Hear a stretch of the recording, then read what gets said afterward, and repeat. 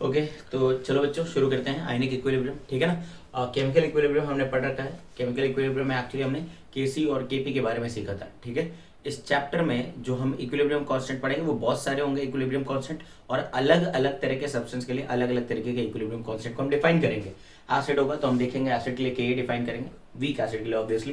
ठीक है ना। बेस होगा तो उसके लिए के भी डिफाइन करेंगे। स्पेरिंगली सॉल्युबल सॉल्ट है तो केएसपी डिफाइन करेंगे। ठीक है, इस तरीके के बहुत सारे छोटे छोटे इक्विलिब्रियम कांस्टेंट हम यहाँ पर डिफाइन करेंगे। और एक इंपॉर्टेंट बात यह है कि इस चैप्टर में केपी जैसी कोई चीज नहीं है। ठीक है, वाई? बिकॉज ज्यादातर रिएक्शन जो है हमारे वो एक्वस फेज में होने वाले हैं, गैस फेज रिएक्शंस नहीं होंगे। When you talk about ion, the ions are in solvated form, taken in solvated form. तो ऑब्वियसली सॉल्वेटेड फॉर्म में लाने के लिए पानी में उनको डिसॉल्व करना होगा, घोलना पड़ेगा। तो जो भी आयंस हैं वो एक्वस फेज में होंगे, और एक्वस फेज में हम सिर्फ कंसंट्रेशन की बात करेंगे, प्रेशर की बात नहीं करेंगे। तो जितने भी तरह के इक्विलिब्रियम कांस्टेंट हम आयनिक इक्विलिब्रियम पढ़ेंगे, we will be studying a kind of KC. ठीक है, ओके। चलिए आइए शुरू करते हैं। आयनिक इक्विलिब्रियम है क्या? देखिए बात तो समझते हैं। आयनिक इक्विलिब्रियम की बात करें तो it is an equilibrium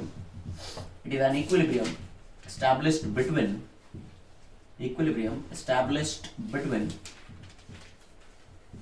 between the dissociated and undissociated form of an electrolyte। अब कौन सा इलेक्ट्रोलाइट? मैं पहले ही मेंशन कर रहा हूं, वीक नेचर का इलेक्ट्रोलाइट। क्यों मैंने वीक नेचर का इलेक्ट्रोलाइट बोला ये बात आपको समझ आ जाएगी। और स्ट्रॉन्ग नेचर के इलेक्ट्रोलाइट क्यों नहीं रख सकते ये भी बात करते हैं। ठीक है ना। तो सबसे पहले तो हम देख लेते हैं सब्सटेंसेस के टाइप्स ऑफ सब्सटेंसेस। जब तक इस बात को नहीं समझेंगे हम सब्सटेंसेस कितने तरह के होते हैं, तब तक हम आयनिक इक्विलिब्रियम नहीं समझ पाएंगे। ठीक है ना। सब्सटेंसेस को on the basis of conductivity हम दो तरीके के क्लासिफिकेशन करते हैं, इलेक्ट्रोलाइट या नॉन इलेक्ट्रोलाइट। ठीक है ना। तो this is on the basis of conductivity. ठीक है ना। कंडक्टिविटी के बेसिस पर हम बोल सकते हैं कि हमारे पास दो तरह के सब्सटेंसेस होते हैं बच्चों। एक तो होता है नॉन इलेक्ट्रोलाइट और एक होता है इलेक्ट्रोलाइट। देखो भाई, नॉन इलेक्ट्रोलाइट क्या होता है? नॉन इलेक्ट्रोलाइट हम उन सब्सटेंसेस को बोलते हैं जिनके सॉल्यूशंस में कोई आयंस फर्निश नहीं होते हैं, मतलब जिनका सॉल्यूशंस कंडक्ट नहीं कर सकता है। आ रही बात समझ? ओके। तो non electrolyte the substances whose aqueous phase do not have any ions। मतलब क्या हो गया कि these substances will never get ionized, है ना। These substances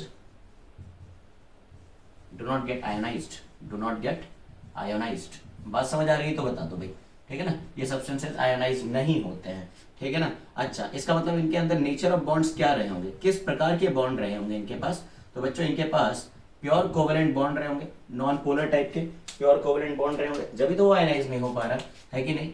so non polar covalent bond, covalently bonded molecules would be example. बात समझ आ रही है? Covalently bonded molecules will constitute the category of non electrolyte।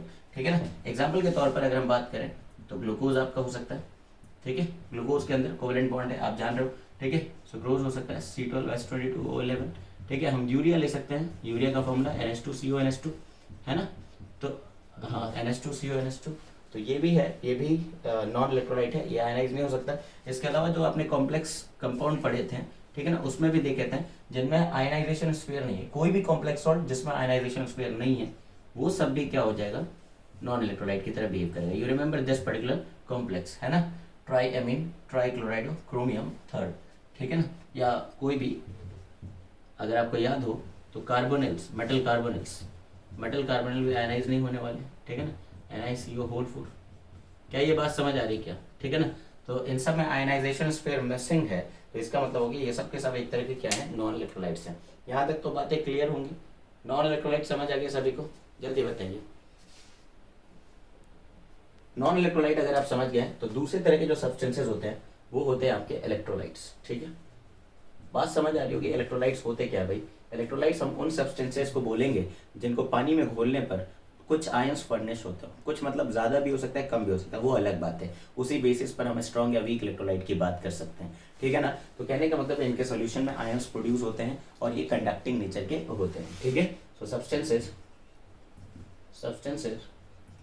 whose solution whose solution contains ions and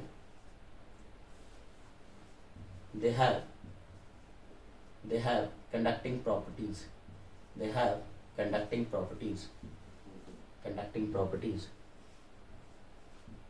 ठीक है ना, इनको बोलेंगे। अगर हम बात करें कि इन इलेक्ट्रोलाइट्स के अंदर किस तरह के बॉन्ड्स होने चाहिए, तो दो तरह के हो सकते हैं, या तो आयोनिक नेचर के, है ना, या फिर पोलर कोवलेंट नेचर के। आयनिक बॉन्ड्स रखने वाले सभी कंपाउंड्स, मतलब हम आयनिक कंपाउंड की बात कर रहे हैं, जैसे आपके पास NaCl हो जाए, KCl हो जाए, Na2SO4 हो जाए, है ना, Al2SO4 बोथ थ्राइस हो जाए, ठीक है, ये सारे हो जाए। बात तो समझ आ रही होगी, ठीक है। तो कहने का क्या मतलब हो गया कि इनमें आप देख सकते हो ये आयनिक नेचर के कंपाउंड्स है, ठीक है ना। NaOH हो जाए, ठीक है। NaOH में किस तरह के बॉन्ड्स है, बताइए किस तरह के बॉन्ड है NaOH में? NaOH में किस तरह के बॉन्ड है? केवल आयनिक? बोलने वालों बेवकूफ हो गया तुम, केवल आयनिक तो नहीं है, ऑक्सीजन हाइड्रोजन में कोवेलेंट है, सोडियम और OH माइनस में आयनिक है, तो दो तरह के बॉन्ड है। मानते हो नहीं मानते हो, जल्दी बताओ, ठीक है ना, ठीक है ना। हाँ, तो ये चीजें तो आपको देखनी आनी चाहिए, ठीक है।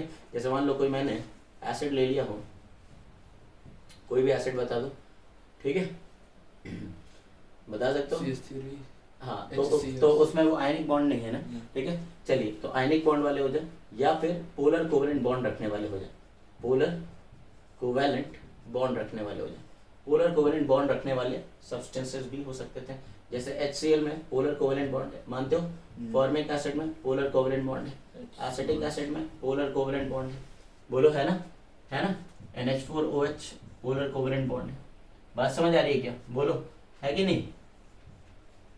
तो ये चीजें आपको समझ आनी चाहिए, ठीक है ना, एटसेट्रा। मान लीजिए ये ओके। तो हम समझ चुके हैं कि इलेक्ट्रोलाइट्स किसको बोलेंगे और नॉन इलेक्ट्रोलाइट किसको बोलेंगे। बात समझ आ गई। इलेक्ट्रोलाइट वो कहेंगे जिसको पानी में घोलने पर कोई आयंस फॉर्मेशन ना होता हो, मतलब उनका सोल्यूशन नॉन कंडक्टिंग नेचर का होगा। लेकिन इलेक्ट्रोलाइट उसको बोलेंगे जिसको पानी में घोलने पर कुछ या ज्यादा आयंस प्रोड्यूस होते हो और उनका सोल्यूशन कंडक्टिंग प्रॉपर्टी रखता हो, ठीक है। अच्छा, मतलब हम ये बोल सकते हैं कि for non electrolytes degree of dissociation is 0, क्योंकि डिसोसिएशन हो नहीं रहा, ये टूट नहीं रहा है। तो for non electrolytes, don't forget, for non electrolytes degree of dissociation मतलब अल्फा इज 0, ठीक है। लेकिन वही अगर हम किसी भी इलेक्ट्रोलाइट के लिए बात करें तो फॉर इलेक्ट्रोलाइट्स नॉन जीरो होना चाहिए, फॉर इलेक्ट्रोलाइट्स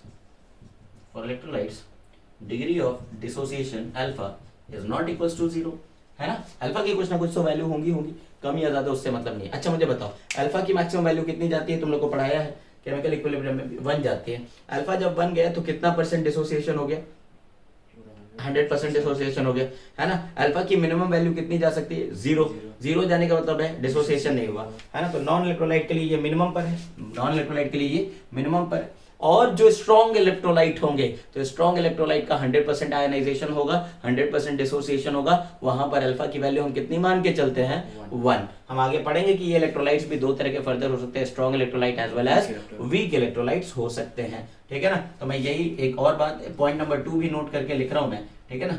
नोट करके पॉइंट नंबर 2 भी बता देता हूं कि अल्फा की रेंज कितनी होती है, ठीक है ना। तो आप सभी लोग जानते हैं अल्फा की रेंज होती है 0 से लेकर के 1 के बीच में, ठीक है ना। When alpha was 0, no dissociation takes place, that is हम नॉन इलेक्ट्रोलाइट की बात कर रहे होते हैं। इतनी बात समझ आ गई क्या, ठीक है। और बच्चों जब अल्फा की वैल्यू मैक्सिमम चली गई मतलब 1 चली गई तो इसके बाद कंप्लीट डिसोसिएशन हो चुका है, कंप्लीट आयोनाइजेशन हो गया, है ना। ये दो वर्ड इंटरचेंजेबल हैं, डिसोसिएशन वर्ड या आयनाइजेशन वर्ड। आयनाइजेशन बोल दो, डिसोसिएशन बोल दो, बात एक ही है। तो कंप्लीट डिसोसिएशन होने का मतलब है स्ट्रॉन्ग इलेक्ट्रोलाइट था वो। बताइए कौन सा इलेक्ट्रोलाइट था वो? स्ट्रॉन्ग इलेक्ट्रोलाइट था वो।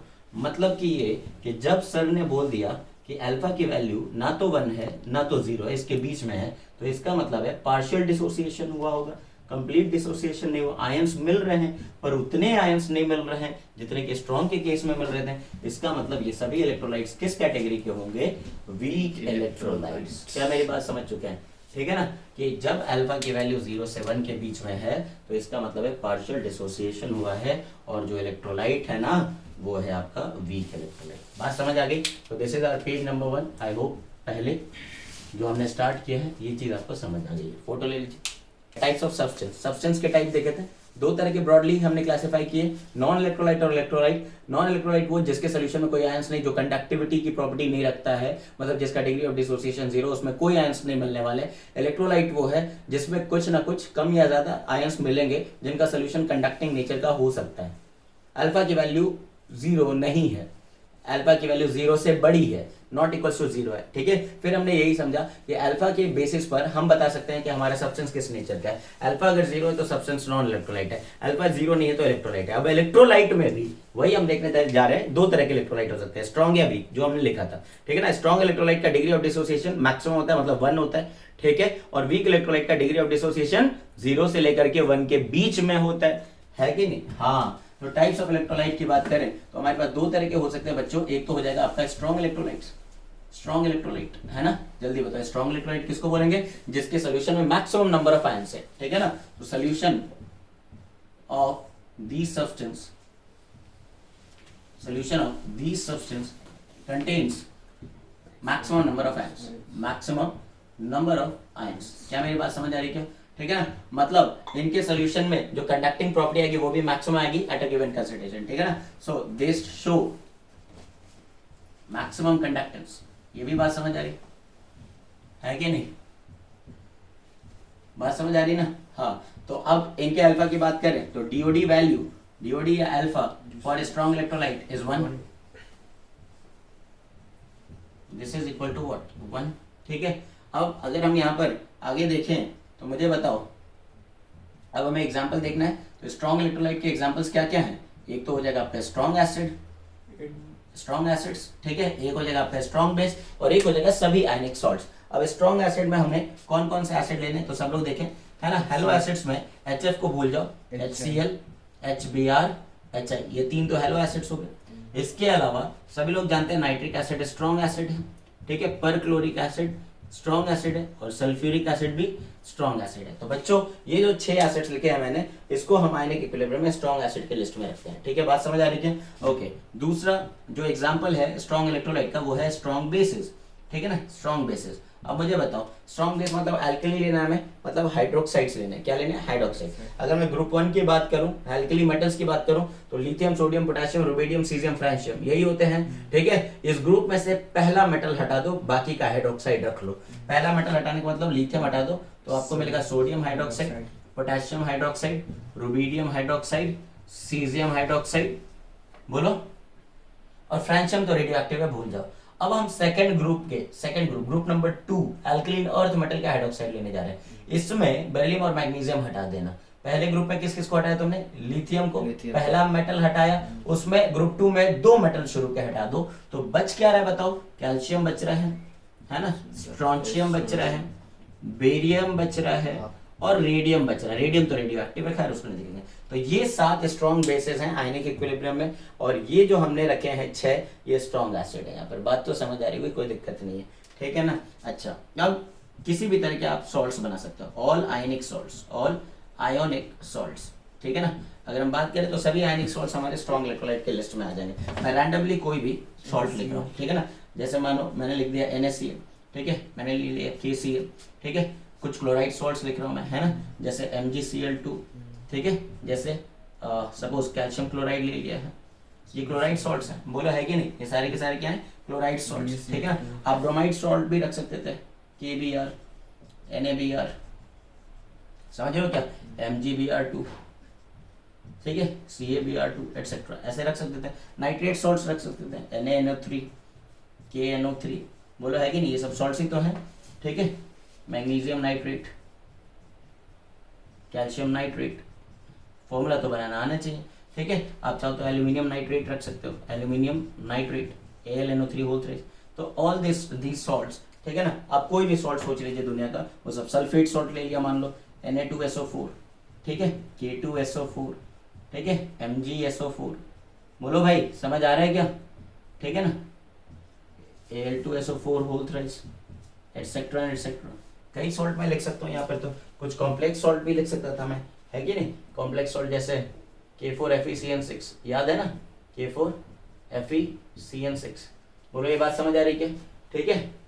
हाँ, जैसे CrNH3 होल 4, ठीक है, या यहाँ पर हम कॉपर रख लेते हैं, SO4 ये रख सकते थे, ठीक है। जैसे मैं रख सकता था यहाँ पर CrNH3O6 Cl3 एक्सेट्रा। तो इतने सारे सॉल्ट मैंने बता दिए, बात समझ आ रही है क्या। तो स्ट्रॉन्ग इलेक्ट्रोलाइट के केस में क्या क्या बताना है, स्ट्रॉन्ग एसिड्स, स्ट्रॉन्ग बेस और सभी आयोनिक सॉल्ट्स। बात इतनी समझ आ गई क्या। अब यहाँ पर हम देखने जा रहे हैं वीक इलेक्ट्रोलाइट्स। वीक इलेक्ट्रोलाइट्स बताइए जी, वीक इलेक्ट्रोलाइट्स किनको बोलेंगे हम, वीक इलेक्ट्रोलाइट्स किनको बोलेंगे।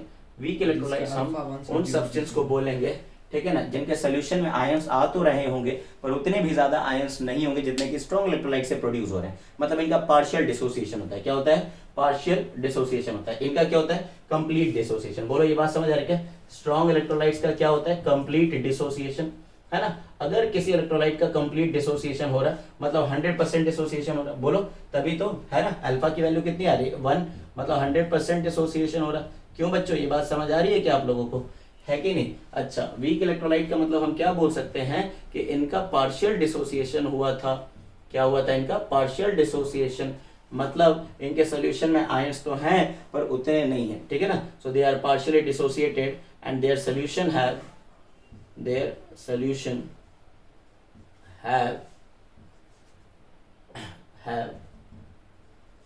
lesser ions। मतलब क्या हो गया, मतलब ये हो गया कि इनके सोल्यूशन में कुछ आयनाइज्ड फॉर्म भी होंगे, मतलब आयंस भी होंगे, और कुछ अनआयनाइज्ड फॉर्म भी होंगे। जरा मेरी बात को समझना। यहाँ पर अगर मैं HCl को बोल रहा हूँ स्ट्रॉन्ग इलेक्ट्रोलाइट है, तो स्ट्रॉन्ग बोलने का मतलब ये 100% टूट जाएगा H+ में और Cl- में। क्या ये बात समझ आ रही है। 100% टूट रहा है मतलब केवल और केवल फॉरवर्ड जा रहा है, तो इरिवर्सिबल वाला एरो आएगा, इरिवर्सिबल वाला एरो आएगा। बोलो है कि नहीं। इसका 5 मोलर था तो ये टूट करके कंप्लीटली 5 मोलर देगा। मतलब तुम समझने की कोशिश करना, अगर इसका C मोलर है शुरुआत में, तो बाद में जब ये कंप्लीटली डिसोसिएट होगा तो इसका तो कुछ नहीं बचेगा ना। बोलो HCl, हाँ मतलब डिसोसिएटेड, हाँ मतलब अनडिसोसिएटेड फॉर्म तो खत्म हो जाएगा, अनडिसोसिएटेड फॉर्म खत्म हो जाएगा। जब ये कंप्लीटली डिसोसिएट कर जाएगा तो HCl कुछ नहीं बचेगा और इसके C मोलर में से H+ भी C मोलर आएगा और Cl- भी C मोलर आएगा। क्या मेरी बात समझ आ गई, जल्दी बताओ मैं क्या बोलना चाह रहा हूं। तो स्ट्रॉन्ग इलेक्ट्रोलाइट के लिए ऐसे आप सिंगल हेडेड एरो का यूज करते हो, क्योंकि स्ट्रॉन्ग इलेक्ट्रोलाइट 100% डिसोसिएट हो रहे हैं, ये केवल और केवल फॉरवर्ड ही जा रहे हैं और इनके सोल्यूशन में केवल और केवल आयंस मिलेंगे, अनडिसोसिएटेड फॉर्म नहीं मिलेगा, अनडिसोसिएटेड फॉर्म नहीं मिलेगा। मतलब इनके लिए इक्विलिब्रियम आने की बात नहीं की जाएगी। इक्विलिब्रियम तो तभी आ सकती है जब रिएक्टेंट भी बचा हो और प्रोडक्ट भी बचा हो। इनमें तो there is no undissociated form, बोलो है ना, है ना। तो they can not establish equilibrium, they can not establish equilibrium. क्या ये बात समझ आ गई।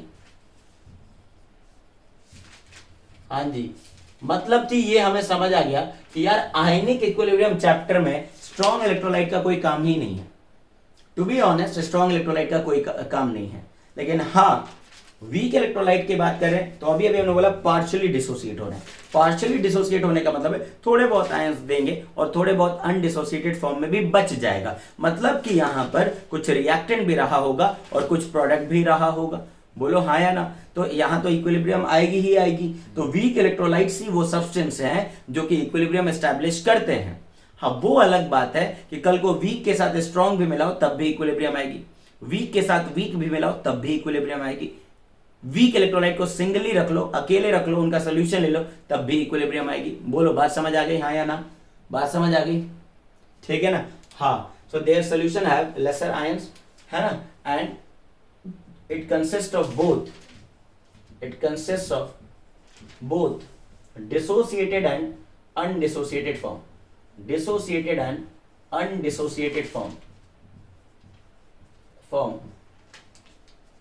इन द सोल्यूशन। इनके सोल्यूशन में डिसोसिएटेड अनडिसोसिएटेड दोनों होंगे, जबकि इनके सोल्यूशन में केवल और केवल क्या होंगे, डिसोसिएटेड फॉर्म होंगे, केवल और केवल क्या होंगे, डिसोसिएटेड फॉर्म। बात समझ आ गई ना। अच्छा, अब समझो, मतलब हम ये बोल सकते हैं कि इनका conductance of week electrolyte is lesser than that of strong electrolyte। बोलो, स्ट्रॉन्ग इलेक्ट्रोलाइट के मुकाबले इनका इलेक्ट्रोलाइटिक कंडक्टेंस कम होगा, प्रोवाइडेड दोनों के कंसेंट्रेशन को सेम रख के हम कंपेयर कर रहे हैं, है ना, दोनों को सेम सॉल्वेंट में रख के कंडीशन कंपेयर कर रहे हैं, आइडेंटिकल कंडीशन में कंपेयर करो तभी तो ये बात बोल पाएंगे ना, समझ रहे हो क्या? अंडर आइडेंटिकल कंडीशंस, मैं लिख रहा हूं यहां पर अंडर आइडेंटिकल कंडीशंस, बोलो जल्दी, ये बात समझ आ रही है हाँ या ना? ठीक है ना, अगर आप स्ट्रॉन्ग इलेक्ट्रोलाइट और अगर आप वीक इलेक्ट्रोलाइट में कंपैरिजन कर रहे हैं तो अल्टीमेटली आप सभी को पता है कि स्ट्रॉन्ग इलेक्ट्रोलाइट में ज्यादा आयंस हैं एट अ गिवन कंसंट्रेशन, ठीक है ना, एट अ गिवन टेम्परेचर, ठीक है, समझ रहे हो नहीं समझ रहे हो भाई?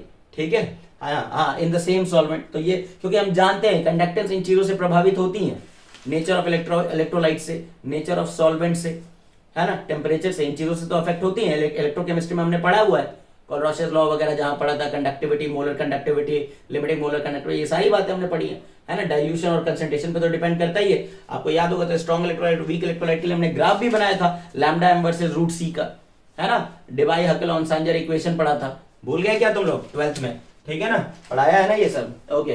तो इनका हम बोल सकते हैं कि डिग्री ऑफ डिसोसिएशन जो होता है, डिग्री ऑफ डिसोसिएशन जो होता है for weak electrolyte is less than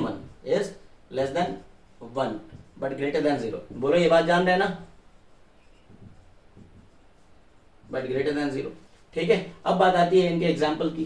तो इनके एग्जाम्पल को अगर हम ध्यान से देखें तो इनके एग्जाम्पल में दो चीजें आती हैं, एक तो है week acids, all weak acids, और दूसरे होते हैं ऑल वीक बेसिस। अब बच्चा कहता है हम कैसे जानेंगे कौन सा एसिड वीक है और कौन सा एसिड स्ट्रॉन्ग है? तो देखो भाई, स्ट्रॉन्ग में तो आपको 6 ही याद रखने थे, बोलो, है ना। तो इनके अलावा जो कुछ भी दिख जाएगा वो सब के सब क्या है आपके लिए? वीक है। और एक क्लास 10 से भी बात हम जानते हैं, all organic acids are weak acids, all organic acids are weak acids, बोलो है कि नहीं? तो जैसे मैंने सबसे पहले शुरुआत कर दी फॉर्मिक एसिड से, सबको पता है, हम क्लास 12th में क्रैश कोर्स पढ़ रहे हैं, अभी 12th में पढ़ा है ये सब, है ना। फॉर्मिक एसिड, और बताओ एसिटिक एसिड, और बताओ, मान लो बेंजोइक एसिड ले लिया, बेंजोइक एसिड C6H5COH, यही तो लिखेंगे ना, बोलो, है ना, ये सब वीक एसिड्स हैं, ठीक है ना। अच्छा, इसके अलावा अगर हम चलें, ठीक है, तो देखो HCN हो सकता है, क्या हो सकता है? HCN, ठीक है, H2S हो सकता है, बोलो बात समझ आ रही क्या? ठीक है ना, है ना। अच्छा, HNO3 अगर ऊपर रखा था तो HNO2 को यहाँ रख लो, वीक है ना।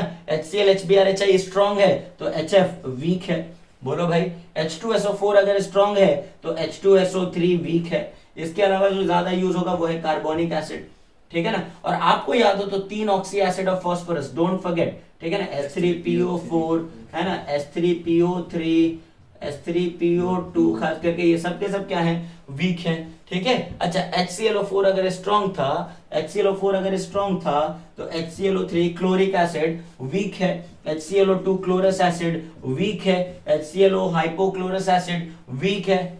क्या मेरी बात समझ आने लगी है? बताओ, इतने सारे तो लिखवा दिए मैंने, ठीक है ना। ये सब के सब वीक एसिड्स हैं। अगर हम बात करें वीक बेस की, है ना, अगर हम बात करें वीक बेस की, ठीक है, वीक बेस, अगर हम वीक बेस की बात करें तो वीक बेस में जो यहाँ पर स्ट्रॉन्ग है, क्या किया पॉज, हाँ, वीक बेस की बात करें तो वीक बेस नीचे दिख रहा है ना, बस ये पूछ रहा था मैं। वीक बेस की अगर हम बात करें तो यहाँ जितने भी 7 हैं इनके अलावा सब के सब क्या होंगे? वीक हो जाएंगे। जैसे मान लो यहाँ पर सोडियम पोटेशियम रुबिडियम है तो लिथियम हाइड्रोक्साइड क्या हो जाएगा हमारा?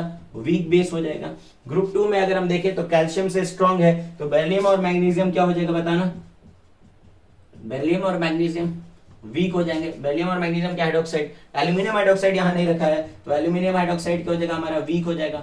All organic bases are weak bases, खास करके अमोनिया का एक्वस सॉल्यूशन मतलब अमोनियम हाइड्रोक्साइड, ठीक है ना, ये भी वीक हो जाएगा। मेरी बात समझ पा रहे हैं तो बताइए, ठीक है ना, बात समझ आ रही है क्या? कोई भी डी ब्लॉक का मेटल ले लो यार, है ना, copper hydroxide, zinc hydroxide etcetera, इतने सारे तो बता दिए। हाँ, क्या मेरी बात समझ आने लगी है? जल्दी बताओ, ठीक है ना। तो अभी तक हमने क्या पढ़ा है कि देखिए भाई, स्ट्रॉन्ग इलेक्ट्रोलाइट में क्या क्या चीजें लेते हैं और वीक इलेक्ट्रोलाइट में क्या लेते हैं। स्ट्रॉन्ग इलेक्ट्रोलाइट उनको कहते हैं जो 100% डिसोसिएट कर जाते हैं। 100% डिसोसिएट करने का मतलब उनके सोल्यूशन में मैक्सिमम जितने आयंस आने चाहिए थे आ चुके होंगे, ठीक है ना, मतलब कि उनका डिग्री ऑफ डिसोसिएशन 1 है, उनकी इलेक्ट्रोलाइटिक कंडक्टेंस की वैल्यू जो होगी सबसे ज्यादा होगी। इतनी बात समझ आ गई?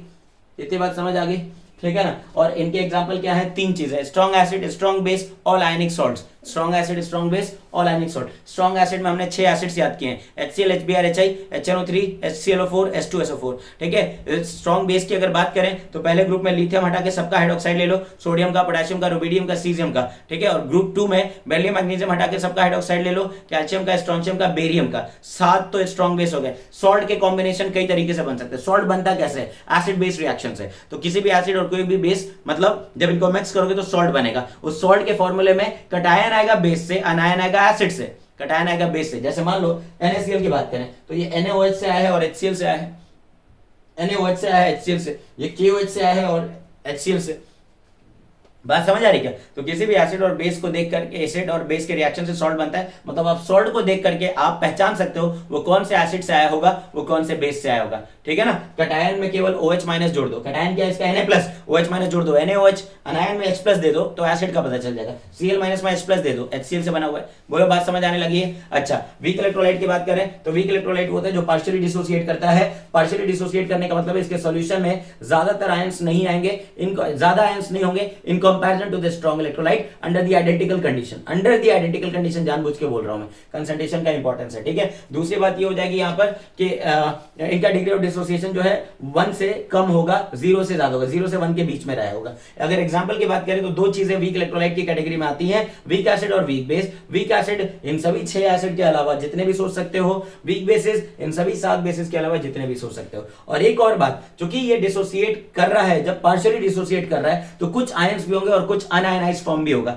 तो यही वो सब्सटेंस है जो इक्विलिब्रियम एस्टैब्लिश कर सकते हैं। इनके बिना आयनिक इक्विलिब्रियम को इमेजिन करना इंपॉसिबल है। वीक इलेक्ट्रोलाइट की ही बात होगी, या तो सिंगल वीक इलेक्ट्रोलाइट हो, या तो वीक के साथ स्ट्रांग हो, या तो वीक के साथ वीक हो, तभी जाकर के पूरे इस चैप्टर में किसी ना किसी इक्विलिब्रियम कांस्टेंट की बात होगी, किसी ना किसी इक्विलिब्रियम के एस्टैब्लिश होने की बात होगी। बात समझ आ गई है? बताओ पेज नंबर 2 जानते हो ना। ठीक है। ये स्ट्रॉन्ग एसिड है। तो अगर HCl का एक्वस सॉल्यूशन लेंगे तो ये 100% टूट जाएगा किसमें? H प्लस एक्वस में और Cl माइनस एक्वस में। बोलो बात समझ आ रही क्या? ठीक है ना। अच्छा, इनका डिग्री ऑफ डिसोसिएशन कितना होता है? 1 होता है। 1 होने का मतलब है कि 100% टूटा होगा। तो अगर इसका मैंने सपोज फॉर इंस्टेंस अगर मैंने इसका 0.1 मोलर लिया होता है, कितना लिया होता है? 0.1 मोलर। तो अल्टीमेटली जब ये 100% डिसोसिएट कर रहा है तो ये 0 हो जाएगा। ठीक है ना। और ये कितना हो जाएगा? 0.1 ही हो जाएगा, 0.1 ही हो जाएगा ना। और ये भी कितना हो जाएगा? 0.1 ही हो जाएगा। तो क्या रिएक्टेंट बच रहा है? क्या रिएक्टेंट बच रहा है? क्या टाइम टी पर नहीं बच रहा। तो क्या इक्विलिब्रियम इसमें आ सकती है? क्या नहीं आ सकती है भाई, इक्विलिब्रियम नहीं आएगी। No equilibrium can be establish, 100% dissociate करेगा। अच्छा, H प्लस का कंसंट्रेशन हो गया पता। अगर पता चल गया तो हम पीएच में से निकाल लेंगे। बोलो ये बात समझ आ रही है? हम आगे पीएच ही निकालना सीखेंगे। इस पूरे चैप्टर में ज्यादातर बात होगी अलग अलग सोल्यूशन के पीएच निकालने की। ठीक है ना। पर अगर यही मान लीजिए हमारे पास कोई वीक एसिड होता, जैसे मान लो मैंने एसिटिक एसिड ले लिया है। क्या ले लिया? Acetic acid. अगर एसिटिक एसिड का एक्वस सॉल्यूशन लेंगे तो ये पार्शियली डिसोसिएट करेगा। पार्शियली डिसोसिएट करने की वजह से इसको हम डबल हेडेड एरो से दिखाने वाले हैं। ठीक है ना। डबल हेडेड एरो नहीं बोलेंगे, इस तरीके के दोनों तरफ के एरो से दिखाएंगे। ठीक है ना। तो ये किसमें टूट जाएगा? CH3CO माइनस और किसमें? H प्लस एक्वस में। बोलो ये बात समझ आ रही क्या? तो टाइम 0 पर मतलब शुरुआत में अगर इसका 0.1 मोलर था, कितना था ये? 0.1 मोलर था, तो कुछ ना कुछ डिग्री ऑफ डिसोसिएशन रहा होगा, है ना। डिग्री ऑफ डिसोसिएशन 1 से कम रहा होगा। अच्छा, अल्फा के टर्म में ही सब कुछ लिखना है तो आपको याद होगा हमने वहां लिखा था 0.1 तो कॉमन ले लेंगे और उसमें से 1 माइनस अल्फा को घटा देंगे। ये स्टेप कॉमन रहता है, बोलो है ना, ये स्टेप तो कॉमन रहता है। 0.1 इंटू 1 माइनस अल्फा। अच्छा, कितना कम हुआ इसमें से? 0.1 अल्फा। तो बना भी कितना होगा इसका? 0.1 अल्फा। इसका भी कितना बना होगा? 0.1 अल्फा। बोलो ये बात समझ आ रही है क्या? अब चूंकि तुमने बोला है कि अल्फा की वैल्यू लेस देन 1 है, अल्फा की वैल्यू क्या रहेगी? Less than 1। तो क्या ये भी 0.1 से कम ही आने वाला है? जबकि यहाँ तो ये पूरा का पूरा 0.1 आ गया था, पर ये वैल्यू क्या होगी? This will be less than 0.1, this will also be less than 0.1। बोलो ये बात समझ आ रही क्या? ठीक है। बोलो भाई, सोच के देखो ना, है ना। जैसे मान लो अल्फा हमने बोल दिया कि ये एसिटिक एसिड 80% डिसोसिएटेड है। 80% डिसोसिएटेड होने का क्या मतलब था? कि अल्फा की वैल्यू 0.8 है। अगर ये 0.8 है तो इसका कंसंट्रेशन कितना पाया जाएगा? 0.08। इसका भी कितना पाया जाएगा? 0.08। इसका कितना बचा होगा? 0.02। बोलो समझ रहे हो नहीं समझ रहे हो? तो कहने का मतलब ये भी बचा है, ये भी बन गया, ये भी बन गया, तभी तो इक्विलिब्रियम की बात होगी। यहां पर हम डिफाइन करेंगे, मतलब यहां पर के इस चैप्टर के हिसाब से नॉट डिफाइंड, इस चैप्टर के हिसाब से नॉट डिफाइंड। बोलो है ना, समझ रहे हो नहीं समझ रहे हो? क्योंकि ये कुछ बच ही नहीं रहा है और इनके के को हम यहाँ पर डिफाइन करेंगे। के का मतलब है acid dissociation constant. Acid dissociation constant, acid dissociation constant किसी एसिड के लिए डिफाइन होगा, समझ रहे हो। बेस डिसोसिएशन कांस्टेंट किसी बेस के लिए डिफाइन होगा। इन जनरल हम इनको आयनाइजेशन कांस्टेंट बोलते हैं, ये जनरल टर्म है। कई बार वो खुद ही एसिड के भी नहीं बोलता, वो बोलता है एसिटिक एसिड का आयोनाइजेशन कांस्टेंट इतना था। यार आयोनाइजेशन कांस्टेंट दे रहा मतलब एसिड का डिसोसिएशन कांस्टेंट दे रहा, समझ रहे हो नहीं समझ रहे हो, ध्यान रखना है इसको। तो यहां पर के डिफाइंड हो जाएगा, बोलो के डिफाइंड हो जाएगा, बोलो है कि नहीं। और इसका के एक्चुअली केसी है, के इसका एक्चुअली केसी है, समझ रहे हो नहीं समझ रहे हो। और उसका एक्सप्रेशन सभी लोगों को लिखना होता है। अगर मैं इसके के का एक्सप्रेशन लिखूं तो कैसे लिखोगे, concentration of acetate ion into concentration of H+ ion upon concentration of acetic acid, ऐसे ही तो लिखना चाहिए ना। मतलब ये बात समझ आ गई है कि इस पूरे चैप्टर में इक्विलिब्रियम कौन एस्टैब्लिश करेंगे, वीक वाले कंपोनेंट। कौन से कंपोनेंट, वीक वाले कंपोनेंट, चाहे वीक एसिड हो चाहे वीक बेस हो या स्ट्रॉन्ग प्लस वीक हो, समझ रहे हो ना। जैसे मान लो यहाँ पर मैंने कुछ स्ट्रॉन्ग बेस पर भी ये बात समझानी चाहिए आपको, ठीक है। जैसे मान लो मैंने यहाँ पर NaOH ले लिया और NaOH का एक्वस सोल्यूशन ले लिया, तो ये 100% टूटेगा किस में, Na+ एक्वस में और OH- एक्वस में। मेरी बात समझ पा रहे क्या। अगर मान लीजिए इस बार मैंने बोल दिया कि इसके शुरुआत में 0.5 मोलर लिए गए थे, तो बाद में ये नहीं मिलने वाला, ये 0.5 मोलर एग्जैक्टली मिलेगा और ये भी 0.5 मोलर एग्जैक्टली मिलेगा। ये बात क्लियर है या नहीं, बताइए भाई, ठीक है ना। हाँ, ये देखना आना चाहिए ताकि आगे आप समझ सकें, ठीक है ना। क्यों 0.5 से 0.5 बना, 1 मोल से 1 मोल बनता है, 0.5 मोलर से 0.5 मोलर बनेगा, सीधी सी बात है, ठीक है ना। कोएफिशिएंट देख करके, क्योंकि ये स्ट्रॉन्ग इलेक्ट्रोलाइट है, स्टोइकियोमेट्री लगा दो बस, ठीक है ना। और यहाँ पर अगर हम वीक है ना बेस की बात करते हैं, जैसे मान लो इस बार मैंने NH4OH ले लिया, क्या ले लिया, NH4OH, ठीक है। तो जब ये टूटेगा तो किस में बदलेगा, ये NH4 एक्वस में और NH4+ एक्वस में और OH- एक्वस में, ठीक है। एक चीज और बता दूं कि बेस के सोल्यूशन में आपको किसका कंसंट्रेशन पता चल जाता है, OH- का। एसिड के सोल्यूशन में किसका कंसंट्रेशन पता चल जाता है, H+ का। तो इससे हमें pH मिलेगा आगे, इससे POH मिलेगा आगे। खैर पीओएच मिल जाएगा तो पीएच निकालने के लिए आपको एक रिलेशन बताऊंगा मैं कि 25 डिग्री सेंटीग्रेड पर पीएच प्लस पीओएच 14 होता है। पीएच प्लस पीओएच 14, अगर किसी बेसिक सोल्यूशन का पीओएच 6 है तो पीएच 8 था, मिला के 14 ही होना चाहिए। खैर ये सारी ही बातें करने वाले हैं। जो बच्चे रिपीटर हैं, जो ये वीडियो वगैरह देख रहे हैं, उनको ये बात तो समझ आ जाएगी, ठीक है ना। जो रिपीटर हैं और जो पहली बार पढ़ रहे हैं, सब रख के एक एक कंटिन्यूअसली देखते चलो, सारी बात समझ आएंगी, ठीक है।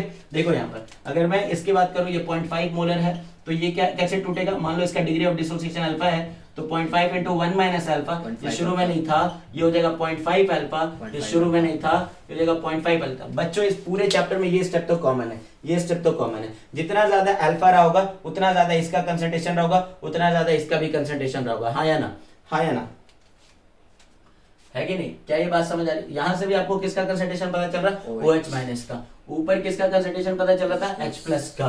तो वहां पीएच निकाल लेंगे डायरेक्ट, यहाँ पीओएच निकाल लेंगे। खैर ये सारी हम बात करने वाले हैं। यहाँ जो डिफाइन करेंगे हम केबी डिफाइन करेंगे। क्या करेंगे, केबी को क्या पढ़िएगा आप, बेस डिसोसिएशन कांस्टेंट। के को क्या पढ़िएगा आप, acid dissociation constant, acid dissociation constant, ठीक है ना। इसको क्या पढ़ना है हमें, base dissociation constant, base dissociation constant, ठीक है ना। ठीक है, तो केबी का एक्सप्रेशन कोई पूछता है लिखने को तो कैसे लिखेंगे, concentration of products upon concentration of reactants. बोलो ऐसे ही तो लिखना है ना। और एक बात और, कई बार वो ना अमोनिया बोल देता है ना, अमोनिया, तो अमोनिया का सोल्यूशन बोल रहा, मतलब अमोनिया पानी में घुला है, और अमोनिया पानी में घुलेगा तो क्या हो जाएगा, वो NH4OH। तो केबी अमोनिया का लिख के दे दे या केबी अमोनियम हाइड्रोक्साइड का लिख के दे दे। बात एक ही है, समझ पा रहे तो बताइएगा, समझ पा रहे तो बताइएगा। क्या यहाँ भी केबी डिफाइंड है, क्या यहाँ भी केबी डिफाइंड है क्या, इस चैप्टर के हिसाब से तो केबी डिफाइंड नहीं है, KB is not defined, KB is not defined for strong bases. तो कहने का मतलब है कि कल को अगर वो, ठीक है ना, सवालों में किसी का केबी या के दे रहा तो समझ जाना वो वीक है इस चैप्टर के अनुसार, और जिनका के या केबी नहीं दे रहा तो समझ जाना कि वो स्ट्रॉन्ग की कैटेगरी में था। बात समझ आ गई है, तुम कुछ कहना चाहते हो, किस चैप्टर से उसका डिफाइन होगा। हाँ, चैप्टर से नहीं, एक्सपेरिमेंटली आप निकालो, इनका भी के दिया होगा, एक्सीएल का भी के देगा, और इसका पीके तो नेगेटिव में आ जाता है, समझ रहे हो क्या, वो चीजें हैं, इतने स्ट्रॉन्ग एसिड्स, मिनरल एसिड्स, है ना। चलो गए पेज नंबर 3। बेसिकली दो, अब मैं बोर्ड पर आपको बेसिकली 2 एसिड दे रहा हूँ, ठीक है ना, एक स्ट्रॉन्ग का और एक वीक का। इनके लिए बताना है कि आप इनको कैसे डिसोसिएट करेंगे। मान लो आपके पास इस तरफ से स्ट्रॉन्ग एसिड में सल्फ्यूरिक एसिड है, ये एक ऐसा एसिड है जो एक से ज्यादा H+ दे सकता है। तो यहाँ भी मैंने एक ऐसा एसिड रखा है जो एक से ज्यादा H+ दे सकता है। सपोज मैंने यहाँ पर H2S रखा है, जाहिर सी बात है ये वीक है तो इसके लिए डबल हेडेड एरो दिखाएंगे। Now I want you to write the dissociation reaction and I also want to write the expression for Ka here, ठीक है ना। एक बार जल्दी लिख के दिखाइए। ओके चलो, यहाँ पर आपको एक चीज सिखानी है मुझे। देखिए ये H2SO4 है, H2SO4 कैसे टूटता है, 2H+ एक्वस में और SO4 2- एक्वस में, ठीक है। बात समझ आ रही।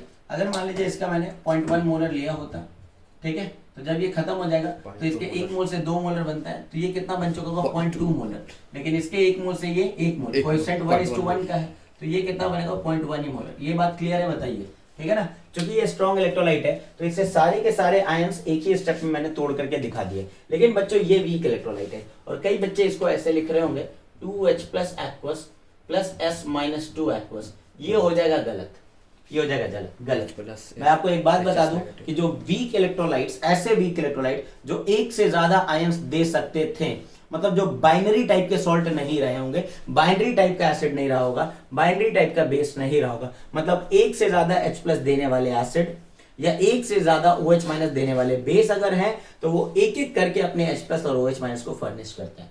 एक बात को ध्यान में बिठा ले, ठीक है ना। मतलब यहाँ पर पहले हम मानेंगे कि इससे एक H+ निकल आया और फिर HS- एक्वस आयन बन गया, है ना। आपको याद होगा, नहीं भी याद है तो आप जानते हैं H2S और HS- एक दूसरे के कॉन्जुगेट बेस हैं, एक दूसरे के क्या है, कॉन्जुगेट एसिड बेस पेयर्स हैं, ठीक है ना। अच्छा नेक्स्ट, ये जो अगले स्टेप में ना यही HS- फिर से टूटेगा, है ना, फिर से टूटेगा और अब लास्ट वाला H+ फर्निश कर देगा और S-2 एक्वस भी फर्निश कर देगा। बात समझ आ गई। तो इन दोनों में ये अंतर आपको बिल्कुल ध्यान में रखना है कि अगर आपके पास एक से ज्यादा H+ देने वाले, मतलब पॉली बेसिक एसिड या पॉलीप्रोटिक एसिड, आप ऐसे समझ ले, एक से ज्यादा H+ देने वाले। पॉलीप्रोटिक एसिड के केस में हमने क्या देखा, मैं लिख ही दे रहा हूं कि आपका स्ट्रॉन्ग एसिड किस टाइप का था, पॉलीप्रोटिक, ठीक है ना। ये भी कैसा था, वीक एसिड भी कैसा था, पॉलीप्रोटिक। इन दोनों में ध्यान देना था हमें कि इनको कैसे डिसोसिएट करना है। स्ट्रॉन्ग वाले को तो कोई दिक्कत नहीं है, एक साथ सारे के सारे H+ निकलवा लो, ठीक है ना। लेकिन इसकी बात करें तो एक एक करके निकालने हैं। अब इस बात को समझते हैं। अगर ये 0.1 मोलर ही लिया होता मैंने तो इसका रहेगा 0.1 × 1 - अल्फा, बोलो, है ना। ये शुरुआत में नहीं बना, ये शुरुआत में नहीं बना, तो ये बनेगा 0.1 अल्फा और ये बनेगा 0.1 अल्फा। बोलो, इतनी बात समझ आ गई क्या, ठीक है, कोई दिक्कत तो नहीं है ना। अच्छा ये, हाँ, ये जो इसका कंसंट्रेशन है वो दो इक्विलिब्रियम को बैलेंस कर रहा है, ऊपर वाले इक्विलिब्रियम को भी और नीचे वाले इक्विलिब्रियम को भी। बोलो बैलेंस कर रहा है ना, बोलो बैलेंस कर रहा है ना, है कि नहीं, बोलो बोलो,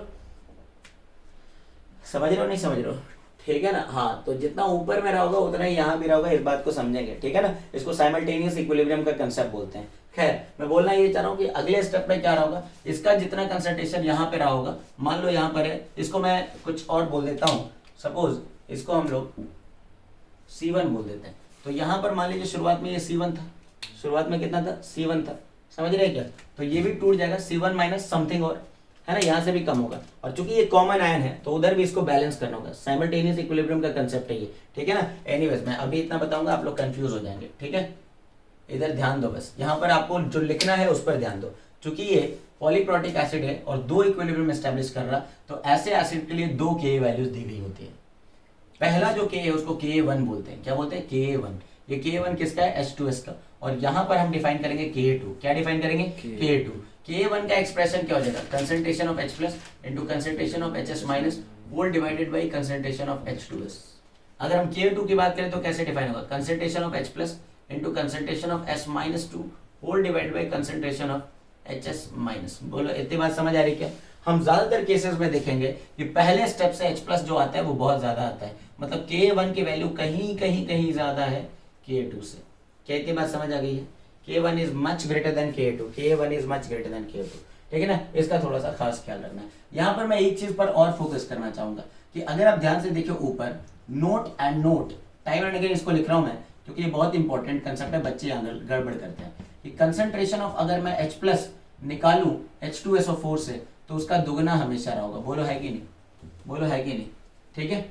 दिख रहा है क्या, H+ का जो कंसंट्रेशन आएगा H2SO4 से उसका डबल आएगा। मतलब यूं कि अगर आपको किसी सोल्यूशन का H+ कंसंट्रेशन पता है तो उसको 2 से डिवाइड करोगे तब मिलेगा कंसंट्रेशन ऑफ H2SO4। मानते हो नहीं मानते हो, मानते हो या नहीं मानते हो, बोलो, है कि नहीं? हाँ, ये थोड़ा सा ध्यान रखना, यहाँ कई बच्चे गड़बड़ करते हैं। अगर आपको H प्लस का कंसंट्रेशन सोल्यूशन में मैं बता दूं और बोल दूं कि ये H2SO सॉरी, बोल दूं कि ये H2SO4 के थ्रू आया था, तो उस H प्लस के टोटल कंसंट्रेशन का आधा करना पड़ेगा, है ना। लेकिन अगर मैं बोलता कि ये HCl से आया है, तो जितना HCl का कंसंट्रेशन रहेगा उतना ही H प्लस भी आएगा। 1:1 रेशियो में टूटते हैं वो, बोलो है कि नहीं? हाँ, इन चीजों का थोड़ा सा आपको ध्यान रखना है। ये आपका पेज नंबर 4 है, एक बार फोटो ले लो। अब मैं आपको यहाँ कुछ सॉल्ट दे रहा हूँ, जैसा अभी थोड़ी देर पहले बताया था मैंने कि सॉल्ट्स को देख के हम बता सकते हैं वो कौन से एसिड से आया और कौन से बेस से आया है, ठीक है ना। और फिर अगर वो स्ट्रॉन्ग एसिड से आया होगा, इस बेसिस पर 4 तरह के सॉल्ट हो सकते हैं, आप खुद ही सोच के देखिए। 4 तरह के सॉल्ट हो सकते हैं हमारे पास। स्ट्रॉन्ग एसिड स्ट्रॉन्ग बेस का salt, weak acid weak base का salt, strong acid and weak base का सॉल्ट, या weak acid and strong base का। तो ब्रॉडली ये 4 तरह के सॉल्ट मिलेंगे आपको। अगर एसिड स्ट्रॉन्ग था और बेस वीक था, बेस फॉर्मेशन तो जो उस सॉल्ट के सॉल्यूशन का पीएच आएगा वो एसिड ही डिसाइड करेगा, जो स्ट्रॉन्ग है वही डिसाइड करेगा। समझ रहे हो नहीं समझ रहे हो मैं क्या बोलना चाह रहा हूं? अगर स्ट्रॉन्ग एसिड और वीक बेस का सॉल्ट है, तो इसका मतलब है कि उस सॉल्ट को पानी में जब घोलिएगा, तो यहां स्ट्रॉन्ग क्या था? एसिड, स्ट्रॉन्ग एसिड था, इसका मतलब इसका जो पीएच आएगा वो 7 से कम आएगा। अगर स्ट्रॉन्ग बेस और वीक एसिड का सॉल्ट था, तो इसको पानी में घोला जाए तो सोल्यूशन अल्कलीन नेचर का होगा। बात को समझने की कोशिश करो यार। स्ट्रॉन्ग एसिड है, वीक बेस है, स्ट्रॉन्ग एसिड और वीक बेस का सॉल्ट है, तो इसका मतलब हो गया कि जो स्ट्रॉन्ग वाला है वो डिसाइड करेगा। स्ट्रॉन्ग कौन है? एसिड, तो इसका पीएच 7 से कम आएगा, सोल्यूशन एसिडिक नेचर का बनेगा। मतलब strong acid weak acid, strong acid weak base का सॉल्ट एसिडिक होगा। समझ गए तो बताना, ठीक है ना। समझ गए तो बताओ। अगर मान लो हमारे पास वीक एसिड है और स्ट्रॉन्ग बेस है, वीक एसिड और स्ट्रॉन्ग बेस है, तो स्ट्रॉन्ग कौन है या बेस, वो डिसाइड करेगा कि सॉल्ट का नेचर क्या है।